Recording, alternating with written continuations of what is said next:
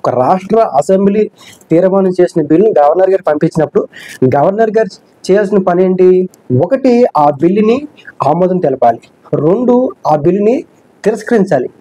మూడు, ఆ బిల్లుని ఖచ్చితంగా రాష్ట్రపతి గారికి పంపించాలి. నాలుగు, ఈ బిల్లులో మార్పులు ఏమైనా ఉంటే మార్పులు కోరుతూ మళ్ళీ అసెంబ్లీకి పంపించాలి. మొన్న ఏదైతే గత సంవత్సరం క్రితం తమిళిసై సౌందరరాజన్ గారికి కేసీఆర్ గారికి మధ్య వివాదం జరుగుతున్నప్పుడు ఆర్టీసీ కార్మికులకు సంబంధించిన ఇష్యూ వచ్చినప్పుడు ఖచ్చితంగా మేము గవర్నర్ గారికి మద్దతు ఇవ్వడం జరిగింది. అదేవిధంగా గవర్నర్ గారు కూడా ఈ బిల్లులో కొన్ని మార్పులు చేయమని చెప్పి అసెంబ్లీకి పంపించడం జరిగింది. ఆ తర్వాత మళ్ళీ అవి కొన్ని మార్పులు చేశారు, కొంత వివాదం నడిచింది. కానీ మార్పుల కోసం పంపించడం జరిగింది. అంటే నమస్కారం, నేను మీ ఆడానారాజు.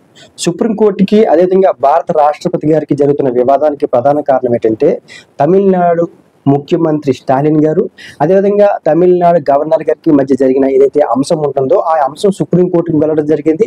సుప్రీంకోర్టు ఇచ్చిన తీర్పు రాష్ట్రపతి గారికి కూడా వర్తిస్తుందని చెప్పి సుప్రీంకోర్టు చెప్పడం, ఇది ఈ యొక్క వివాదానికి ప్రధాన కారణం. ఒకసారి మనం గమనించినట్లయితే మాత్రం ఏదైతే గవర్నర్ గారికి అంటే తమిళనాడు ముఖ్యమంత్రి తీర్మానం చేసిన 10 బిల్లులు ఏవైతే ఉన్నాయో ఆ 10 బిల్లులు కూడా గవర్నర్ గారు ఒక బిల్లును కూడా ఆమోదం తెలపలేదు. అయితే ఇంకా మిగతా బిల్లు కూడా సంవత్సరం పైగా పెండింగ్ లో ఉండడం, ఇవన్నీ కూడా ప్రధానంగా సుప్రీంకోర్టులో ఆర్గ్యుమెంట్ చేయడం జరిగింది. సుప్రీంకోర్టులో స్టాలిన్ గారికి అనుకూలమైన తీర్పు ఇవ్వడం జరిగింది. ఒకసారి మనం గమనించినట్లయితే మాత్రం ఒక రాష్ట్ర అసెంబ్లీ ఒక బిల్లుని తీర్మానం చేస్తుంది. ఆ బిల్లుని ఆ రాష్ట్ర అసెంబ్లీ ఆమోదం తెలిపి దాన్ని గవర్నర్ గారికి పంపిస్తారు. ఎప్పుడైతే గవర్నర్ గారు పంపించారో గవర్నర్ గారికి రాజ్యాంగపరమైన హక్కులు ఉంటాయి. విచక్షణ ఏదైతే కొన్ని పరిమితి మించి అంటే రాజ్యాంగం పరిధిలోనే అనేక అంశాలు కొంచెం పవర్స్ ఉంటాయి. వాటిని గవర్నర్ గారు ఆమోదం తెలిపిన తర్వాతే అది చట్టరూపం దాల్స్తుంది. ఒక బిల్లు ఖచ్చితంగా అసెంబ్లీ ఆమోదం తెలిపిన బిల్లు ఖచ్చితంగా గవర్నర్ గారు ఆమోదం తెలిపితేనే అది చట్టరూపం దాలుస్తుంది. ఒకసారి మనం గమనించినట్లయితే మాత్రం ఒక రాష్ట్ర అసెంబ్లీ తీర్మానం చేసిన బిల్లుని గవర్నర్ గారు పంపించినప్పుడు గవర్నర్ గారు చేయాల్సిన పని ఏంటి? ఒకటి, ఆ బిల్లుని ఆమోదం తెలపాలి. రెండు, ఆ బిల్లుని తిరస్కరించాలి. మూడు, ఆ బిల్లుని ఖచ్చితంగా రాష్ట్రపతి గారికి పంపించాలి. నాలుగు, ఈ బిల్లులో మార్పులు ఏమైనా ఉంటే మార్పులు కోరుతూ మళ్ళీ అసెంబ్లీకి పంపించాలి. మొన్న ఏదైతే గత సంవత్సరం క్రితం తమిళిసై సౌందరరాజన్ గారికి కేసీఆర్ గారికి మధ్య వివాదం జరుగుతున్నప్పుడు ఆర్టీసీ కార్మికులకు సంబంధించిన ఇష్యూ వచ్చినప్పుడు ఖచ్చితంగా మేము గవర్నర్ గారికి మద్దతు ఇవ్వడం జరిగింది. అదేవిధంగా గవర్నర్ గారు కూడా ఈ బిల్లులో కొన్ని మార్పులు చేయమని చెప్పి అసెంబ్లీకి పంపించడం జరిగింది. ఆ తర్వాత మళ్ళీ అవి కొన్ని మార్పులు చేశారు, కొంత వివాదం నడిచింది. కానీ మార్పుల కోసం పంపించడం జరిగింది.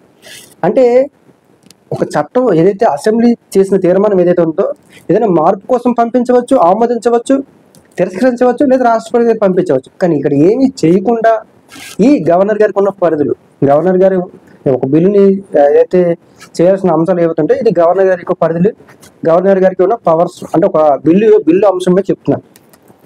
కానీ ఇక్కడ ఏంటంటే గవర్నర్ గారికి ఎందుకు అన్ని ఆ రకమైన అంటే ఒక అసెంబ్లీ తీర్మానం చేసిన తర్వాత కూడా ఎందుకు గవర్నర్ గారు ఆమోదం కావాలి అంటే రాజ్యాంగ పరిరక్షకులు ఎవరు?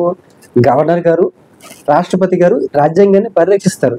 కాబట్టి ఇప్పుడు ఉదాహరణకి ఏపీలో కూటమి ప్రభుత్వం ఉంది, అధికారంలోకి వచ్చింది.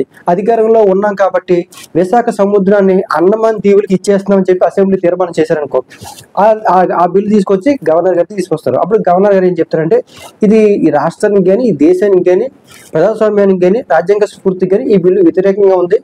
మన విశాఖపట్నం ఉన్న సముద్రాన్ని అండమాన్కి ఇవ్వడం ఏంటి, ఇది తప్పు, కాబట్టి మీ బిల్లు నేను క్యాన్సిల్ చేస్తున్నాను, ఇది రిజెక్ట్ చేస్తున్నాను, ఇలాంటి ఆలోచన తీసుకురాకండి అని చెప్పి ఆ బిల్లు రిజెక్ట్ చేస్తారు. అలాంటి పవర్స్ గవర్నర్ గారికి ఉంటాయి. అంటే ఏ బిల్లు అసెంబ్లీ తీసుకొచ్చినా ప్రజల కోసం, ప్రజల మేలు కోసం, ప్రజల సంక్షేమం కోసం, దేశ అభివృద్ధి కోసం, రాష్ట్ర అభివృద్ధి కోసం, రాజ్యాంగానికి లోబడి రాజకీయ ఉద్దేశాలు లేకుండా ఉన్నట్లయితే మాత్రం ఆ బిల్లుని ఖచ్చితంగా గవర్నర్ గారు ఆమోదం తెలుపుతారు.